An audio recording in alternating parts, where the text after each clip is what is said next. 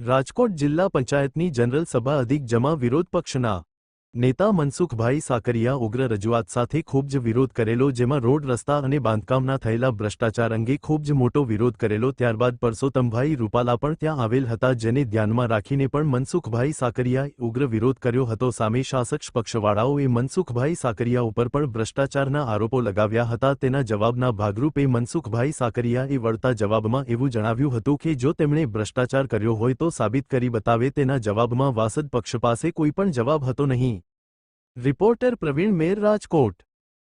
આજ રોજ જિલ્લા પંચાયત ખાતે સામાન્ય સભાનું આયોજન હતું, જેમાં આખા જિલ્લામાંથી મારા 19 પ્રશ્નો હતા, જેમાં રોડ રસ્તાને લગતા પ્રશ્નો હતા, બાંધકામને લગતા પ્રશ્નો હતા, સિંચાઈને લગતા પ્રશ્નો હતા। આ આખા જિલ્લામાં ખખડધજ પ્રાથમિક શાળાઓ છે એને લગતા પ્રશ્નો હતા, ખખડધજ આંગણવાડી છે, આંગણવાડીમાં સ્ટાફ ઘટે છે, શિક્ષકો ઘટે છે, આરોગ્યમાં ખખડધજ આરોગ્ય કેન્દ્રો છે એમાં પણ સ્ટાફ ઘટે છે, અને જનતાને લગતા કે જે ગરીબ માણસોને સ્પર્શ કરતા હોય એવા મુદ્દા મેં 19 રજૂ કર્યા હતા।